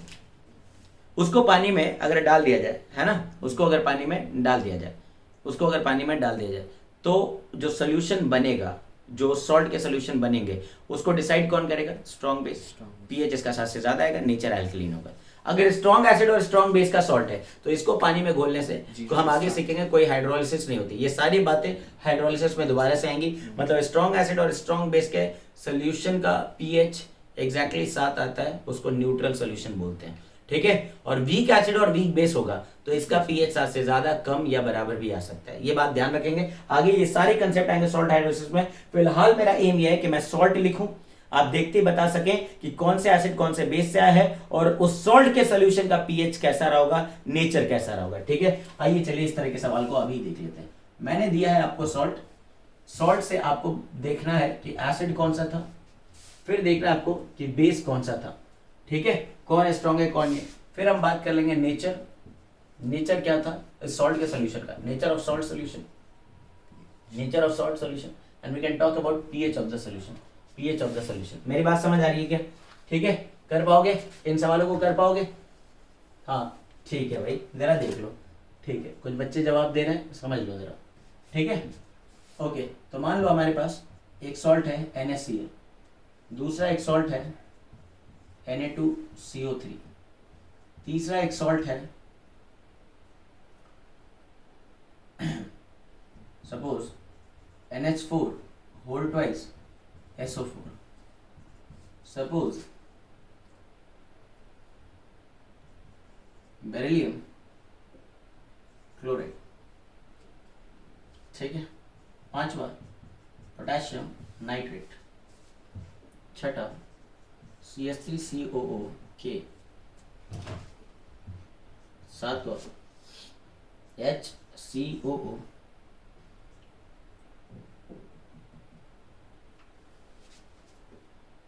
Na+। जैसे ये कुछ सॉल्ट लिखे हैं मैंने, ठीक है ना, इनका नेचर बताना है। और लास्ट CH3COONH4, 2 और सॉल्ट दूंगा अभी, ठीक है ना। आइए चलिए देखते हैं। तो सबसे पहले एसिड पहचानना है। एसिड कौन सा रहा होगा? ये HCl से रहा होगा। ये कौन से एसिड से आया होगा? Carbonic acid H2CO3। ये कौन से एसिड से आया होगा? H2SO4। सल्फ्यूरिक एसिड ये कौन से आया होगा? HCl से आया होगा। ये कौन से आया होगा? HNO3 से आया होगा। ये कौन से एसिड से आया? एसिटिक एसिड, ठीक है। ये कौन से एसिड से आया? फॉर्मिक एसिड, है ना। अच्छा, ये कौन से एसिड से आया? Acetic acid. बात समझ आ रही है क्या? अच्छा चलो जी, एसिड तो पहचान लिया है, अब बेस पहचान लेते हैं। NaOH ये कौन से बेस से आया था? Sodium. NaOH से। ये कौन से बेस से आया था? NaOH से। ये कौन से बेस से आया था? NH4OH से। ये कौन से बेस से आया है? बेरिलियम हाइड्रोक्साइड से। Beryllium hydroxide. ठीक है, ये कौन से बेस से आया है? COH. पोटेशियम हाइड्रोक्साइड से। ये कौन से बेस से आया है? Potassium potassium hydroxide hydroxide. से। ये कौन से बेस से Sodium आया है? hydroxide. सोडियम हाइड्रोक्साइड से। ये कौन से बेस से आया है? अमोनियम हाइड्रोक्साइड से। बोलो है कि नहीं? ठीक है, अब मुझे बताना कौन सा स्ट्रॉन्ग है और कौन सा वीक दोनों है। strong. तो बताओ ये क्या है? Strong base. ठीक है, ये भी क्या है? Strong base. ये क्या है? वीक बेस, है ना? ये क्या है? Weak base. बेरिलियम और मैग्नीशियम वीक थे, कैल्शियम से लेकर के स्ट्रॉन्ग। ग्रुप 2 में 2 छोड़ दो तो बाकी सब स्ट्रॉन्ग मिलते हैं। ठीक है ना? ये क्या है? Strong base. ये क्या है? Strong base. ये भी क्या है? Strong base. और लास्ट वाला क्या है? Weak Weak base. base. बात समझ आ गई क्या? अब एसिड को पहचान लीजिए। ये Strong. कौन सा है? Strong acid. ये कौन सा है? Weak acid. ये कौन सा है? Strong acid. ये कौन सा है? Strong. Strong acid. ठीक है, HNO3 क्या है? Strong acid. Strong acid. Acetic Weak acid क्या acid. है? Weak acid. ये क्या है? Formic Weak acid. acid. Weak acid. Acetic acid क्या है? Weak weak acid. एसिड। तो चलिए जी, मतलब ये जो सॉल्ट है ये कहलाएगा कि this is a salt of strong acid strong base, this is a salt of weak acid strong base, this is a salt of strong acid weak base. बोलो है कि नहीं? बोलो है कि नहीं? समझ पा रहे हो क्या? This is a salt of strong acid weak base. इतनी बात तो समझ आने लगी? अच्छा जी, अब स्ट्रॉन्ग कौन है बताइए? स्ट्रॉन्ग कौन है बताइए? दोनों strong. दोनों स्ट्रॉन्ग है। Neutral. तो मैंने क्या बोला है कि नेचर ऑफ सोल्यूशन क्या आएगा? न्यूट्रल आएगा, है ना? स्ट्रॉन्ग एसिड स्ट्रॉन्ग बेस का सोल्यूशन क्या होता है? न्यूट्रल। और 25 डिग्री पर pH 7 मिलता है। ये चीज़ है. 25 डिग्री पर pH, अच्छा pH इधर लिखना है क्या? Okay, the solution is exactly neutral and the pH value at 25 degree centigrade. pH at 25 degree centigrade ही बता रहे हैं हम, ठीक है ना? ये 7 आने वाले हैं। कितना आने वाले हैं? 7। अच्छा, नेक्स्ट क्या है? स्ट्रॉन्ग एसिड और स्ट्रॉन्ग बेस। ठीक है ना? स्ट्रॉन्ग एसिड और स्ट्रॉन्ग बेस। Basic बताइए base है. स्ट्रॉन्ग क्या है यहाँ पर? बेस है। तो बेस डिसाइड करेगा। बेस मतलब कि सोल्यूशन कैसा आएगा? बेसिक आएगा। सोल्यूशन कैसा आएगा? बेसिक। 7 से ज़्यादा. बोलो है कि नहीं? है कि नहीं? बोलो भाई, है ना? तो pH is what? Greater than 7। Greater than 7, ठीक है? अच्छा, अगर इसकी बात करें तो स्ट्रॉन्ग क्या है? एसिड। तो Acidic सोल्यूशन भी कैसा आएगा? एसिडिक आएगा। मतलब इसका जो pH आएगा that will be less than 7 आएगा। ठीक है, नेक्स्ट अगर बात करें तो ये स्ट्रॉन्ग है, तो स्ट्रॉन्ग क्या था? एसिड। तो सोल्यूशन कैसा होगा? एसिडिक। और pH वैल्यू क्या होगी? Less than 7। इसकी बात करें तो ये स्ट्रॉन्ग एसिड स्ट्रॉन्ग बेस, फिर से न्यूट्रल सोल्यूशन बोल देंगे, न्यूट्रल बोल देंगे। pH एग्जैक्टली 7 आ जाएगा। ठीक है, ये स्ट्रॉन्ग बेस और वीक एसिड का था, तो इसका सोल्यूशन कैसा आएगा? Basic. बेसिक आएगा। pH क्या आएगा? Greater than 7। ग्रेटर देन 7 आएगा भाई। ठीक है, इसमें देखें तो स्ट्रॉन्ग क्या है? बेस। तो सोल्यूशन कैसा होगा? बेसिक होगा, है ना? pH 27 डिग्री 25 डिग्री पर ग्रेटर देन 7 आ जाएगा। बोलो है कि नहीं? ठीक है, लास्ट वाले की अगर बात करें तो बता दो मुझे कि यहाँ पर ये वीक एसिड वीक बेस है, तो मैंने क्या बोला था? इसमें सारी पॉसिबिलिटीज होती कुछ भी हैं, हो डिपेंड सकता करता है कंसंट्रेशन पर। हम आगे पढ़ेंगे वीक एसिड वीक बेस का सॉल्ट एक्चुअली एक बफर की तरह बिहेव करता है। इसका pH 7 से ज्यादा भी हो सकता है, कम भी हो सकता है, बराबर भी हो सकता है। It will depend on the concentration of anionic part and cationic part. ठीक है ना? सो डोंट वरी, ये हम आगे सीखेंगे। मैं लिख देता हूँ यहाँ पर, इट कैन बी एसिडिक और बेसिक और न्यूट्रल।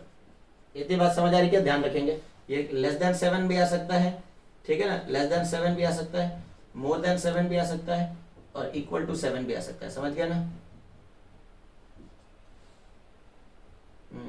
लेस देन 7 भी आ सकता है। चलिए एक बार फोटो लीजिए, फिर आगे की बात करते हैं। तो बच्चों ये कुछ सॉल्ट लिखे गए हैं, अब इनका नेचर आपको ऐसे ही खुद का लॉजिक लगा करके अप्लाई करके बताना है, ठीक है ना? जल्दी। साइट्रिक एसिड, है ना? साइट्रिक एसिड कहाँ पाए जाते हैं? साइट्रिक एसिड साइट्रस फ्रूट में, है ना? बोलो, नींबू वगैरह में यही है क्या? Citric acid. ठीक है क्या? ओके, तो ऑर्गेनिक एसिड है, और सभी को पता है all organic acids are weaker acid. Weak acids as compare to mineral acids. अच्छा, कौन से बेस से बना है ये? NaOH से, ठीक है ना? हाँ ठीक है, इसमें बताओ ये किससे बना हुआ है? ये किससे बना है? सोडियम। सोडियम और पोटेशियम दोनों बेसिस से बना हुआ है, KOH एंड NaOH से बना है, ठीक है? और टार्ट्रिक एसिड से बना है। किससे बना है? टार्ट्रिक एसिड, है ना? याद आ रहा होगा ये कहाँ पढ़ाया मैंने? फेलिंग सोल्यूशन, याद आ रहा है क्या? फेलिंग भी यही होता है ना? Alkaline sodium potassium tartrate solution, Rochelle salt, है ना? भूलना नहीं इन चीजों को, ये सब पढ़ा रखा है कहीं ना कहीं। अब बताओ ये कौन से एसिड से बना है? H3PO4 से। ये कौन से एसिड से बना है? HClO4 से। ये किससे बना हुआ है HCN से, ये किससे बना है HCN से, ये किससे बना है HCl से, ये किससे बना है H2SO4। बेस बताओ ये किससे बना है NaOH से, ये किससे बना है KOH, ये किससे बना है NH4OH, ये किससे बना है NaOH, ये अमोनियम हाइड्रोक्साइड लास्ट वाला। Magnesium hydroxide. चलो इतनी बात हो गई हमारी। अब कौन सा स्ट्रॉन्ग है कौन सा वीक है ये तो जान ही रहे। ये बताओ बेस कैसा स्ट्रॉन्ग स्ट्रॉन्ग और एसिड कैसा है वीक। एसिड कैसा है यहाँ भी वीक, और ये कैसा है स्ट्रॉन्ग बेस। ये कैसा है H3PO4 वीक एसिड, ये कैसा है स्ट्रॉन्ग बेस, ठीक है ना। ये कैसा है वीक एसिड, स्ट्रॉन्ग एसिड है तो स्ट्रॉन्ग एसिड, और ये भी कैसा है स्ट्रॉन्ग बेस। ये कैसा है वीक एसिड। NH4OH कैसा है वीक बेस। HCl कैसा है वीक एसिड, ठीक है ना। NaOH कैसा है स्ट्रॉन्ग बेस। HCl कैसा है स्ट्रॉन्ग एसिड। NH4OH कैसा है वीक बेस। H2SO4 कैसा है भाई स्ट्रॉन्ग एसिड। MgOH ऑल्टोइस कैसा है वीक वीक बेस, ठीक है। अब नेचर तो पता चल गया, वीक एसिड स्ट्रॉन्ग बेस, बोलिए बेसिक बेसिक ग्रेटर देन 7, बोलो है कि नहीं, ठीक है ओके। ये बताओ स्ट्रॉन्ग से ही बना है बेसिक है तो ये भी कैसा हो जाएगा ग्रेटर देन 7, सही है ना, बताओ ठीक है। अच्छा नेक्स्ट अगर हम देखें तो ये क्या है, ये भी स्ट्रॉन्ग है तो बेसिक, और ये भी क्या होगा ग्रेटर देन 7 होगा या नहीं होगा, बोलो। हाँ ये थोड़ा आपको ना आना ही आना चाहिए ये चीजें, तो बेसिक बिल्कुल ही छोटे मोटे कंसेप्ट से आने चाहिए। तो ये भी आएगा ग्रेटर देन 7 और ये भी आएगा ग्रेटर देन 7, ठीक है। सबको समझ आ रहा है क्या जितने बच्चे देख रहे हैं ये वीडियो, ठीक है। हाँ नेक्स्ट इसमें बताइए, न्यूट्रली बोलेंगे है ना, स्ट्रॉन्ग एसिड स्ट्रॉन्ग बेस का इक्वल टू 725 डिग्री पर। याद रखिए टेम्परेचर बदलेंगे तो न्यूट्रलिटी कंडीशन बदलती है, हम आगे सीखेंगे। 25 डिग्री सेंटीग्रेड जो टेम्परेचर है इसी पर न्यूट्रल सोल्यूशन होने का मतलब pH 7 का आना होता है, और pH 7 से ऊपर वाले बेसिक कहलाएंगे, pH 7 से नीचे वाले एसिडिक कहलाएंगे। लेकिन ये बात कहने का अधिकार आपको तब है जब 25 डिग्री हो, क्योंकि हम देखेंगे आगे कि टेम्परेचर डिपेंडेंट फैक्टर होता है pH depends on temperature and it is also an intensive property, क्योंकि ये कंसंट्रेशन से रिलेटेड है। pH का formula negative log H plus ion concentration होता है। pH is equals to negative log of concentration of H plus ion, और concentration मतलब molarity, और molarity is an intensive property, mass पर डिपेंड नहीं करता, तो pH भी मास पर डिपेंड नहीं करेगा। बात समझ आ रही क्या, बट हाँ pH डिपेंड्स ऑन टेम्परेचर, ठीक है। अब ये बताओ वीक एसिड वीक बेस है तो कोई सारी पॉसिबिलिटीज है ना, न्यूट्रल भी हो सकता है, बेसिक भी हो सकता है, एसिडिक भी हो सकता है ना। तो इसमें ग्रेटर देन 7 भी है, लेस देन 7 भी है, इक्वल टू 7 भी है, कोई भी चांसेस हो सकते हैं। डिपेंड करता है कि कितना एसिड का कंसंट्रेशन था, कितना बेस का कंसंट्रेशन था, जिनको मिक्स किया गया है, ठीक है। इसमें बताइए वीक एसिड स्ट्रॉन्ग बेस तो बेसिक हो जाएगा, ग्रेटर देन 7 आ जाएगा, ग्रेटर देन 7, बोलो है कि नहीं। नेक्स्ट चलो HCl, ये स्ट्रॉन्ग एसिड है तो एसिडिक आएगा, है ना, और ये आएगा कैसा लेस देन 7, और लास्ट बता दो मुझे एसिडिक ही आएगा लेस देन 7। तो बोलो इतनी बात समझ आ गई है सभी को, इतनी बात समझ आ गई है। लो भाई फोटो लो। यहाँ पर एक छोटा सा कंसेप्ट और पढ़ाने जा रहा हूँ आप लोग को, जिसको हम लोग बोलते हैं ऑस्मोल्स डाइल्यूशन लो। ऑस्मोल्स डाइल्यूशन लो, इस कंसेप्ट को भी अभी समझ लेते हैं, और आप इस चीज को जान चुके हैं, क्लास 12 इलेक्ट्रोकेमिस्ट्री में भी आपको समझा दिया था मैंने। देखेंगे जरा ध्यान से ऑस्मोल्स डाइल्यूशन लो क्या बोलते हैं। अगर मान लो आपके पास कोई वीक इलेक्ट्रोलाइट है, let it be weak acid, let it be weak base, ठीक है ना, कोई भी एक वीक इलेक्ट्रोलाइट है, मान लो मैंने वीक एसिड ले लिया, ठीक है ना, इसके जगह पर कोई भी वीक इलेक्ट्रोलाइट हो सकता है। अगर हम इसको डिसोसिएट करें तो ये डिसोसिएट हो जाएगा एसिटिक आयन में, और डिसोसिएट हो जाएगा H प्लस एक्वस आयन में। बोलो ये बात समझ आ रही क्या। देखो बच्चों अगर मान लो इसका इनिशियल कंसंट्रेशन C मोलर था तो इक्विलिब्रियम पर ये हो जाएगा C2 माइनस अल्फा, और ये हो जाएगा C अल्फा, और ये भी हो जाएगा C अल्फा। बोलो इतनी बात तो समझ आ रही है ना, जनरलाइज कर दिया अब तो जनरलाइज कर दिया। अब इस एसिड के लिए कौन सा कांस्टेंट डिफाइंड है, एसिड डिसोसिएशन कांस्टेंट। इसी को ionization constant of acetic acid भी बोला जाता है। क्लास 12 कोलरॉशर लॉ वाले सवालों में भी ये सब था कि वो आपको लैम्डा एम और लैम्डा एम नॉट निकलवा लेता था, और फिर आप अल्फा निकाल के के निकालते थे। याद आ रहा है क्या, ऐसा सवाल किया है ना क्लास 12 इलेक्ट्रोकेमिस्ट्री में भी, ठीक है ना। हाँ तो के की अगर हम बात करें तो के को कैसे डिफाइन करेंगे, concentration of CH3CO minus into concentration of H plus whole divided by concentration of acetic acid, ठीक है। अब मुझे बताओ इसका कंसंट्रेशन कितना रखना है मुझे, C अल्फा, बराबर वाले का भी कंसंट्रेशन कितना है C अल्फा, और नीचे कितना है C into 1 minus alpha. Equilibrium पर इसके C इंटू 1 माइनस अल्फा है। इक्विलिब्रियम वाली तो कंसंट्रेशन रखने होते हैं ना इनिशियली, तो आपको इनका पता ही नहीं होता है, ठीक है ना। अच्छा जी, तो ये हो गया K। अब C से C उड़ जाएगा और मिल जाएगा आपको C alpha square upon 1 minus alpha. Now I am taking an assumption that, let us assume that assume that alpha is much much smaller than 1, है ना। इसका जो डिग्री ऑफ डिसोसिएशन है वो 1 के आगे बहुत छोटी वैल्यू है। जैसे मान लो 1% टूटा, 2% टूटा, 3% टूटा, 4% टूटा, 5% होगा तो अल्फा की वैल्यू 0.05 हो जाएगी, 0.05। जो बोलो है कि नहीं, 0.05 शोज कि 5% डिसोसिएट हुआ है, बोलो रे, है ना। 0.1 का मतलब है कि 1% डिसोसिएट हुआ है। कहने का मतलब है कि देखो कंपटीशन में तो 10% तक भी हम मान के चलते हैं कि बहुत ही कम है। 10% टूटा है अगर कोई इलेक्ट्रोलाइट तो हम मान के चलते हैं बहुत कम टूटा है, बोलो है कि नहीं भाई, समझ रहे हो नहीं समझ रहे हो। मतलब 0.1 को भी हम 1 के आगे से कंपटीशन में हटा देते हैं, पर कायदे से नियम यह है कि 5% तक आप इग्नोर कर दिया करो। 5% तक अगर डिसोसिएशन हुआ है तो अल्फा की वैल्यू जब रही होगी 0.05 तो इसको 1 के आगे से हटा दिया करो। बोलो एक बात समझ आ रही है क्या, ठीक है ना। तो मैं मान के यही चल रहा हूं कि आपका अल्फा जो 0.05 है उससे कम आ रहा होगा, तब हम अल्फा को हटा देंगे 1 के आगे से। तो ये जो नीचे वाला टर्म है 1 माइनस अल्फा, यहां पर अगर आप ध्यान से देखिए तब हम बोल सकते हैं कि 1 माइनस अल्फा नियरली 1 ही रहा होगा, बोलो है कि नहीं भाई। जब अल्फा बहुत छोटी नंबर है, छोटा नंबर है 0.05, तो क्या इसको 1 के आगे से हम हटा नहीं सकते हैं क्या, बोलो। 1 में से 0.05 को घटाना या ना घटाना लगभग लगभग सेम बात है। तो मैंने इसको हटा दिया होगा और तब आपका जो के का एक्सप्रेशन आएगा वो क्या आएगा, C alpha square.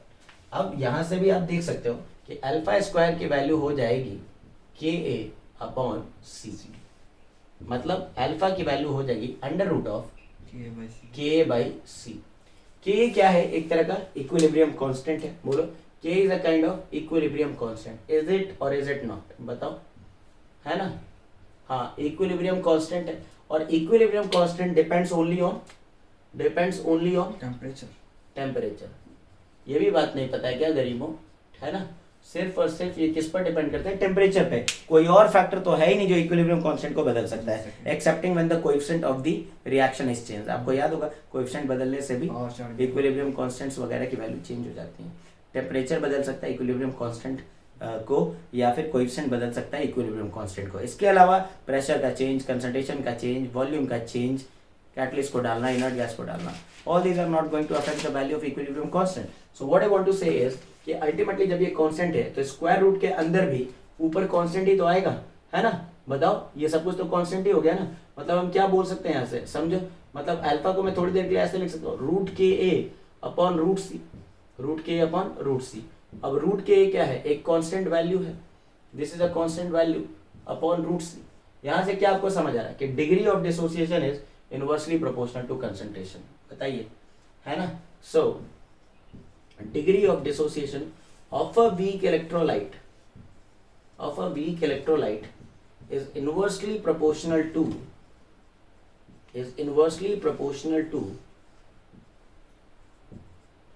the concentration of weak electrolyte, बोलो है कि नहीं, ठीक है।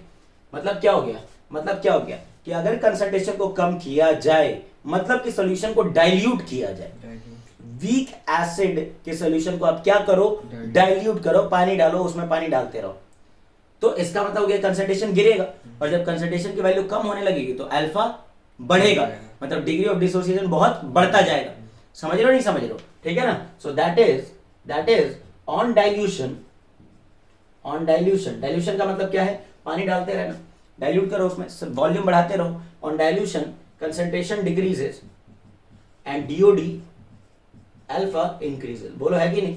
और आपको अगर याद आ रहा हो तो इलेक्ट्रोकेमिस्ट्री में भी पढ़ा था इनफाइनाइट डाइल्यूशन पर, है ना, एट इनफाइनाइट डाइल्यूशन, याद आ रही है ये बात, जहां कोलरॉशेस लॉ वैलिड होता था, है ना, बोलो याद आ रही है बात। कोलरॉशेस लॉ वैलिड ही कहां होता था, इनफाइनाइट डाइल्यूशन पे ही तो वैलिड होता था, उसके पहले तो वैलिड नहीं होता था। So at infinite dilution concentration approaches almost zero, concentration almost zero हो जाएगा। जब डाइल्यूशन इनफाइनाइट है तो कंसंट्रेशन अपने मिनिमम पर चला जाएगा और उस वक्त अल्फा अपने मैक्सिमम पर चला जाएगा, मतलब नियरली 1 हो जाएगा। नियरली कितना हो जाएगा, नियरली 1 हो जाएगा, अल्फा नियरली 1 हो जाएगा। इसीलिए हम कहते हैं कि at infinite dilution even the weak electrolyte will start to behave as a strong electrolyte, क्योंकि अल्फा 1 हो जाने का क्या मतलब है, कैसा बिहेवियर आ गया, स्ट्रॉन्ग इलेक्ट्रोलाइट, पूरा डिसोसिएट हो गया। तो अगर वीक इलेक्ट्रोलाइट से ज्यादा आयंस निकालना चाहते हो ना, पानी डालते रहो, डाइल्यूट करते रहो, ठीक है ना। So at infinite dilution, don't forget this famous statement, on infinite dilution even the weak electrolytes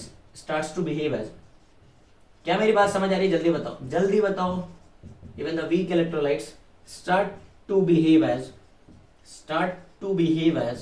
a strong electrolyte, a strong electrolyte, है कि नहीं? हाँ, मतलब अगर कोई आपको कल ग्राफ पूछता है कि अल्फा वर्सेस रूट सी का ग्राफ बना, अल्फा वर्सेस रूट सी का ग्राफ बना किसी भी वीक इलेक्ट्रोलाइट के लिए, तो अल्फा और रूट सी इनवर्सली प्रोपोर्शनल है क्या? बोलो। अल्फा और रूट सी इनवर्सली प्रोपोर्शनल। ये चीज हमने कहाँ रखी है? वाई एक्सिस पर। ये चीज कहाँ रखी है हमने? एक्स एक्सिस पर। सो ग्राफ का नेचर कैसा आएगा? X Y equals to constant. बोलो, X Y equals to constant. X Y equals to constant is a rectangular hyperbola. बोलो, है कि नहीं? रेक्टेंगुलर हाइपरबोला, ठीक है कि नहीं? बोलो, सभी को समझ आ रही है ये बात? तो वीक इलेक्ट्रोलाइट का अल्फा और रूट सी का ग्राफ ऐसा होगा। और एक बात अगर आपको याद हो तो जब हम पढ़ रहे थे एक चैप्टर इलेक्ट्रोकेमिस्ट्री, तो उसमें हमें ये बोला था कि discuss the variation of conductivity, ठीक है ना, conductivity of weak electrolyte and strong electrolyte with dilution, मतलब विद कंसंट्रेशन। वही बात है, डाइल्यूशन के साथ बताओ कैसे वेरी कर रहा है, या ये बताओ कि कंसंट्रेशन के साथ कैसे वेरी कर रहा है। जैसे जैसे कंसंट्रेशन कम हो रहा है, चेक करो, कंसंट्रेशन कम होगा तो रूट सी कम होगा, मतलब ज्यादा डाइल्यूट हो रहा है। इधर रहने का मतलब सोल्यूशन ज्यादा डाइल्यूट था क्योंकि कंसंट्रेशन लो था। उधर जाने का मतलब कंसंट्रेशन बढ़ रहा है, मतलब कम डाइल्यूट हो रहा है। जब कम डाइल्यूट हो रहा है तो अल्फा भी घट जा रहा है, जब ज्यादा डाइल्यूट रह रहा है तो अल्फा बढ़ जा रहा है, तो उसका कंडक्टेंस भी उतना ही आएगा, है ना। तो याद है, इसी से मिलता जुलता एक ग्राफ बनाया था कि नहीं बनाया था? लैम्डा एम वर्सेस रूट सी का ग्राफ वीक इलेक्ट्रोलाइट के लिए और स्ट्रॉन्ग। और मैंने क्या लिखवाया था वहां पर कि वीक इलेक्ट्रोलाइट के लिए जितना अल्फा बढ़ेगा उतना लैम्डा एम भी बढ़ेगा। वीक इलेक्ट्रोलाइट के क्या जो मोलर कंडक्टिविटी की वैल्यू होती है वो किस बात से प्रभावित होंगी कि सॉल्यूशन के अंदर कितने आयंस हैं, और डाइल्यूट करने पर मतलब कंसंट्रेशन कम करने पर अल्फा बढ़ा, मतलब नंबर ऑफ आयंस बढ़े। अल्फा बढ़ेगा तो नंबर ऑफ आयंस भी तो बढ़ेगा, क्योंकि नंबर ऑफ आयंस या concentration of ion in a weak electrolytic solution will be always equal to C alpha. किसी भी वीक सुन लो, इस पूरे चैप्टर में वीक इलेक्ट्रोलाइट से कोई भी आयन जो फर्निश हुआ होगा उसका हमेशा ही कंसंट्रेशन कितना मिलने वाला है? सी इंटू अल्फा। कितना मिलने वाला है? सी इंटू अल्फा। मतलब अल्फा डाइल्यूशन पे अगर बढ़ा तो सी इंटू अल्फा की वैल्यू भी बढ़ी। सी इंटू अल्फा की वैल्यू बढ़ने का मतलब है कि कंसंट्रेशन ऑफ आयन बढ़ा, और आयन का कंसंट्रेशन बढ़ा तो कंडक्टेंस तो बढ़ना ही बढ़ना है, कंडक्टिविटी तो बढ़नी ही बढ़नी है। बोलो, है कि नहीं? ठीक है, तो लैम्डा एम वर्सेस रूट सी का ग्राफ अगर आपने वीक इलेक्ट्रोलाइट का प्लॉट किया था इलेक्ट्रोकेमिस्ट्री में क्लास 12 के अंदर, तो आपने देखा होगा उसका भी वेरिएशन तो ऐसा ही आया था ना, ऐसा ही आया था ना, rectangular hyperbola. I hope it is clear आज जो भी पढ़ा है आप लोगों को, ठीक है ना? ठीक है, यहाँ से कल हम बात करेंगे अगली क्लास में जिसमें हम पढ़ेंगे एसिड बेस थ्योरी।